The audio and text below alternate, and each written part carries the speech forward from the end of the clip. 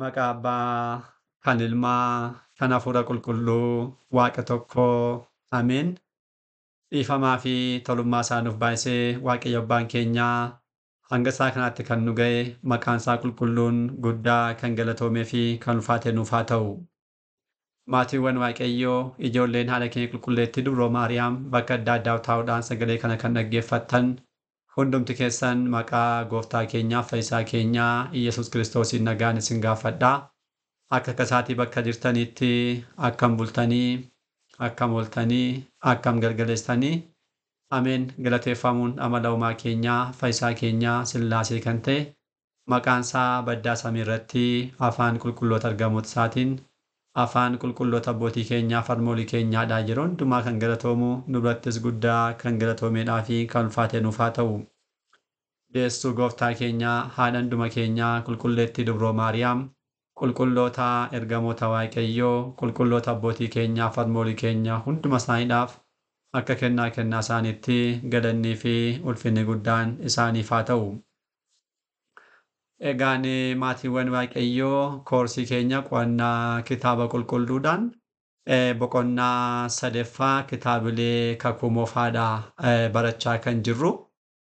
Kitaabilee kakuu moofaa kanaan egaa kutaa bakkoota adda addaa afuritti qoonnee kan jalqabneen amma barachaa kan jirru kutaa raajiidha. Kutaa raajii keessatti raajota 16 akka barannu jalqaba dubbannee galleerraa isaan kanas tokko lama jechuudhaan guyyaa har'aa kan kudhaa lammeeffaa geenyeera jechuudha. Kutaa darbee kutaa 30ffaa barumsa kanaatiin raajii Imbaaqoom barannee akka dhaabbanne ni yaadanna. Guyyaa har'aa immoo isumatti dhufuudhaan raajicha Waaqayyoo kan itti aanu raajii Soofooniyaas kan barannudha kan ta'u jechuudha. Kallattiimaan gara barumsaatti dabarra. Uumaan keenyaa fayyisaan keenyaa yeroowwan darban akkuma nu gidduutti argame har'as nu gidduutti argamee nu barsiisuun fedhaa fi eeyyama isaa nuuf haa ta'u. Egaan raajota 16 keessaa 12 barannee jirra jechuudha. Har'a kan barannu raajii 13ffaa kan ta'u raajii Soofooniyaas kan jedhudha. Raajichi Soofooniyaas tartiiba kitaaba qulqulluutti kaa'ameetiin raajota 16 keessaa 13ffaatti kan argamu. Karaa biraa immoo raajota xixiqqoodhaaf yeroo lakkoonu immoo 9ffaa irratti kan argamudha. Akkuma baratame dursinee waa'ee raajichaa barannaa ittaansines immoo kitaaba raajii Soofooniyaas jedhu ni ilaallaa jechuudha. Soofooniyaas jechuun Waaqayyo ni eegaa, Waaqayyo ni dhoksaa jechuudha. Hiikkaan isaa kanadha. Raajichi Soofooniyaas dachee Yihuudaa. Dachee Yihuudaa kan jennu qoqqoodamaa bara Roobiyaamii booda dhufeen warreen gara kibbaa jechuudha. Achittidha abbaasaa Fushii fi haadhasaa Nihiibiirraati. Nihiibaa kan jedhamtu laata kadhate jechaadha. Abbaasaa Kuushii kan jedhamu akka ta'e kitaabni qulqulluun ilma dubbata. Kitaabni raajii Soofooniyaas boqonnaa tokko lakkoofsa 1-2 gaafa dubbisnu ni arganna. Raajiin kun raajii dubbachaa kan ture naannoo bara Iyyoosiyaasidha. Bara Iyyoosiyaas jechuun naannoo bara 639 kaasee hanga 608dha. Yeroowwan baay'ee kaasaa turreerra. Bara kana keessadha raajichi Soofooniyaas raajii dubbachaa kan ture jechuudha. Kunis immoo barri kun gidii bara booji'amuu saboota Yihuudaa gara Baabiloonitti taasisan kan xumuraatiin baay'ee walitti dhiyoodha. Naabukeedanatsor kan xumuraa Yihuudota hunda walitti qabuudhaan gara Baabiloonitti kan inni geesse bara 586 akka ta'e yeroowwan baay'ee kaasaa turreerra. Barri kun tokkos bara raajichi Ermiyaas turedha. Innaa bara Soofooniyaas barsiisaa ture. Raajichi Ermiyaasis akka ture baraan akka isaan wal tuqan asirraati hubachuu ni dandeenya jechuudha. Mootichi Iyyoosiyaas bara mootummaa isaa keessa mana qulqullummaa Waaqayyoo haaresseera seenaa isaa dubbisne kan arganna.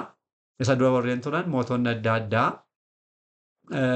amantaa Yihuudoonni Waaqayyootti qaban waaqeffamuu Waaqayyoo dachee sanarraa balleessuudhaaf xaa'otii adda addaa dhaabaa turaniiru. Mootichi kun garuu mootichi Iyyoosiyaas mootii qajeelaa ture.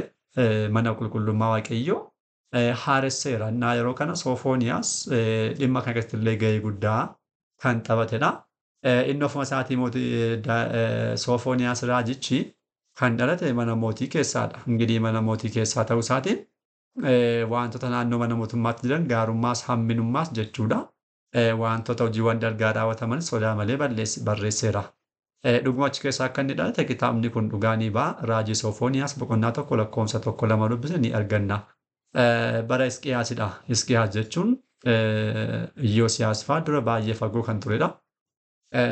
Hisqiyaas bara isaa keessaa achirraatu gaafa ingirii inni bara Isaayyaas fa'aa raajummaan ture Hisqiyaas kan ture.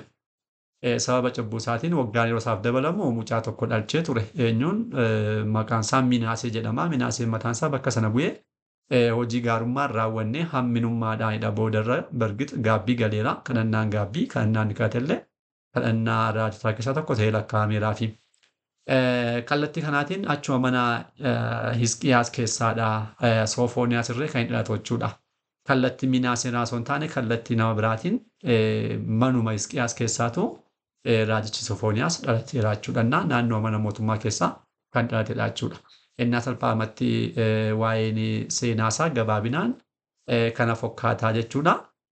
Gara kitaaba isaatti yommuu deebinu kitaaba raajii Soofooniyaas kan jedhu kitaaba kana kan barreesse raajii amma dubbachaa jiru kana raajicha Soofooniyaas jedhamudha. Qabiyyeen kitaaba kanaa baay'een isaa waa'ee gaabbiin fayyinaaf daandii tokkittii ta'uu isheedha. Inni guddaan kanadha. Kana dubbatan inni guddaan. Namni fayyuudhaaf daandiin jechuudha. Tokkittii kan taateedhaaf filannoon biraan kan hin jiraanne maalidha? Gaabbiidha. Gaabbiidhaa irratti wanti biraan jiru. Seenaa dudduubatti darbe lakkaa'uudhaan nuti ijoollee abaluudhaa, sanyii abaluudhaa, biyya kanatti dhannachuudhaan fayyuun hin danda'amu.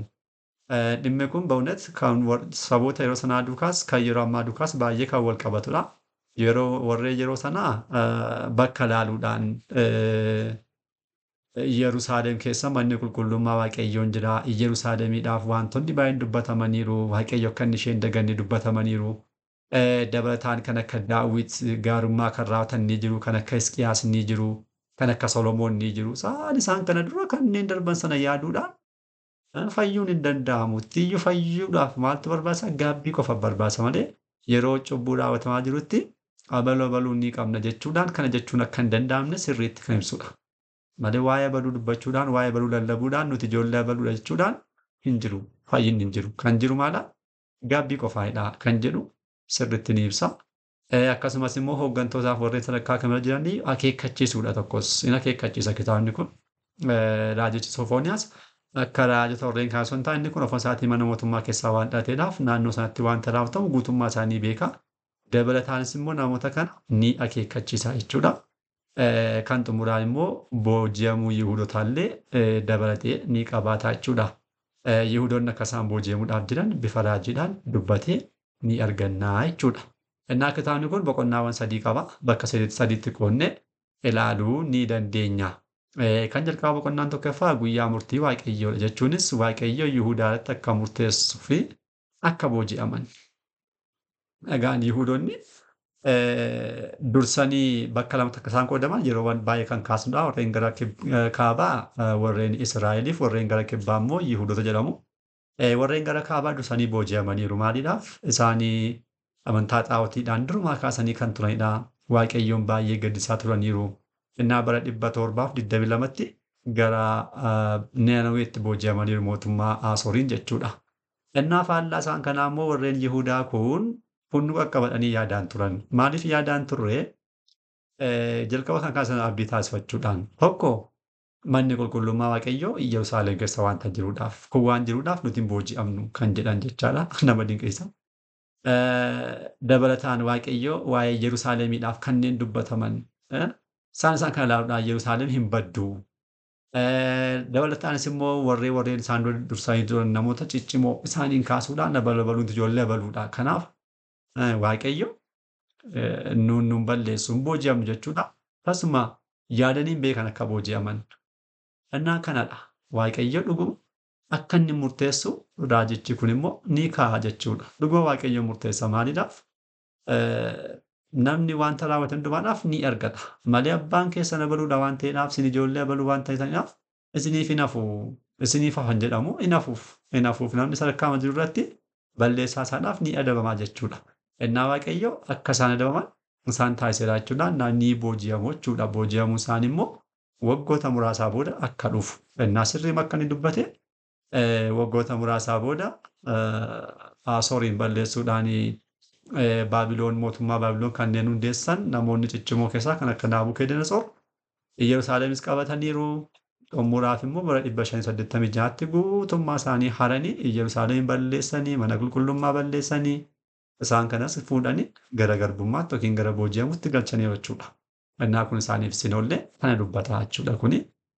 Kan lammaffaa immoo waamicha gara gaabbiittidha. Ingidihi gaabbiitti kallattii adda addaatiin hundumtuu waamameera. Isaan mataan isaanii waamaniiru. Kan biraan immoo namoota warreen namoota kana adaban Waaqayyo adabbii isaa gaafa adabu namootuma fayyadama. Warreen gara kaabaa Israa'elootaan kan adabe mootummaa Asooriidha. Asooriin fayyadamuudhaan adabbiis guddaa isaaniif laateera. Booji'amanii rakkina cimaa arganiiru. Faallaa isaan kanaa warreen kibbaas immoo Yihuudoonnis immoo Naabukeedanasoor yookiin Baabilooniin Waaqayyo meeshaa taasise isaanis adabeera. Innaa namoonni kun booda humna qabna jedhanii beekumsa qabna wanta hunduma mataa keenyaa goona jechuudhaan yeroo isaanii daangaa darban immoo isaan kun mataan isaanii ni adabamu. Eenyu warrumti adabamu sun jechuudha. Innaa isaan mataan isaanii gaabbii isaan barbaachisa. Warreen booji'aman kana mataan isaanis gaabbii barbaachisa. Waamichi gara gaabbii taasifamu gosa warra lamaaniif iyyuu ni ta'a jechuudha. Kan sadeffaadhaaf kan dhumaan immoo boqonnaa sadeffaadhaan kan agarru balleessaa Yerusaalemiif fayyina isheen argattudha. Ingidihi balleessaa Yerusaalem magaala Waaqayyoo magaala qulqulleettii jedhamaa kan turte kun balleessaa cimaa raawwatteetti. Kanarraa kan ka'e magaala hamtuu jedhamuudhaan maqaan ishee waamameera. Waaqayyo akkas jechuudha ishee dubbateera. Magaala hamtuu jedhamte waamteetti kun maal sababa cubbuurraa kan ka'e jechuudha. Magaalaa manni qulqullummaa Waaqayyoo keessa jiru addunyaa tokkotti turte. Faallaa kanaa garuu amma bakka xaa'ootiin bakka itti waaqeffamu taasisanii mana xaa'ootiin meeqatti ijaarameera. Itti ijaarameera annaa kanarraa kan ka'e Yerusaalem isheen haala kanaatiin maqaa guddaa akkasii argamte kun ni diigamte jechuudha. Innaa ni baddee ni diigamte isheen. Diigamtee fayyina isheen argattu kan jedhu immoo Yerusaalem ishee lammaffaadha. Isheen immoo mana qulqullummaa salphaadhumatti. Innaa Waaqayyoo Yerusaalem ishee lammaffaa kan jedhu namni hundumtuu keessatti argamuudhaan aarsaa kan inni taasisu, kan inni sagalee Waaqayyoo irraa baratu, Waaqayyoo sagalee Waaqayyoo kan inni dhaggeeffatu, Yerusaalem isheen kakuu moofaa isheen turte isheen kakuu mana qulqullummaadha. Innaa isheen kun fayyina karaa sanaa kan ittiin argamsiistu ishee dhugaa Yerusaalem kan taate manni kiristaanaa jiraattee isheen kun immoo Yerusaalem ishee xumuraa ishee bara baraadhaafis immoo dhala namaa kan ittiin geessistu fayyinni kun akka dhufudha. Yerusaalem isheen jalqabaa baddee isheen haaraa bakka bu'uu ishee boqonnaa sadaffaa kanaan raajiidhaan dubbatee ni arganna jechuudha. Innaa salphaadhumatti kitaabni kun haala kanaatiin kan jirudha jechuudha. Kitaabni kun dhugaa dubbachuudhaaf waan baay'ee nu barsiisa. Waan baay'ee nu barsiisa. Beetlee dhimma gaabbii jiraa wal qabatee baay'ooliin keenya akka jarreen sanaa yeroo itti taa'u ni jiraatannaa kanarraa barachuu ni dandeenya warreen saboota Yihuudaa jechuudha. Warreen dura turan abdii taasifachuu, magaala abdii taasifachuu, maqaan biyya keenyaa akkas jedhamtee waamamteetti, magaala qulqulleettii jedhamteetti Yerusaalem waan taateedhaaf hin baddu. Manni qulqullummaa Waaqayyoo keessa waan ta'eedhaaf hin baddu. Abboonni keenya turanii kan akka Daawit turanii, kan akka Solomoon turanii, kan akka Hisqiyaas turanii kanaaf hin badnu jechuudhaan yaadu. Garuu dhugaa namni fayyuudhaaf warreen dursan sana abala akkas ture osoo hin taane guyyaarraa isaan sun maal fakkaatuudhaan sirriin ta'uu kan qabu. Namoonni sun gaabbiidhaan deeman yoo ta'e isaanis hin baduu magaalli sunis hin baddi. Hin baddinna guyyaarraas baay'ooliin keenya Nduu callummannee bakka biyyi keenya akkasidha yeroo itti jennu ni jiraannaa. Dabalataan immoo namoota abbootii keenya ijoollee abaluu ijoollee barachaa abboota keenya kaasne kana bichaadhaan Waaqayyo akka inni dhiifama gochuu yookiin immoo akka inni biyya keenya deebisee bakka duraatti deebisu yookiin immoo nuufis akka inni qajeelummaa kennutti kan yaadnu jiraachuu dandeenya. Kun sirrii miti. Kun sirrii miti. Abboonni keenya dura turan sirriima qajeelummaa warra hojjetan qajeelummaa hojjetaniiru. Biyyi keenya maqaa guddaa qabaachuu dandeessi. Innis baay'ee gaariidha. Garuu kun nu duukarra waan tokko fayyina keenya duukaa waliin qabatu. Fayyina keenya kan gaabbii galuutiin qofaadha malee seenaa baluu fi seenaa baluu ittiin gadi nannee ofii keenya bu'eessa oolla taana kun fayyina hin ta'u jechuudha ba'uunet. Innaa fayyinni gaandiin fayyinaa tokkittiidhaaf kan biraa filannoo kan hin qabne gaabbii galuu qofaadha. Malees kan akkas ture kun akkas jechuudhaan fayyinni akka hin jirre nutti agarsiisa jechuudha. Walumaagalatti kutaanii 31ffaa asumatti dhaabbata. Kutaa 32ffaadhaan raajii 14ffaa kan ta'u raajii haagee qabanneeti kan deebinu. Har'aaf asumatti nu haa ga'u abbaa sagalee kanaa kan ta'e Waaqayyo abbaa keenyaaf galannii fi ulfinni guddaan isaaf haa ta'u. Kutaa itti aanuun hanga deebinutti nagaa Waaqayyootiin turtii gaarii galanni Waaqayyoof.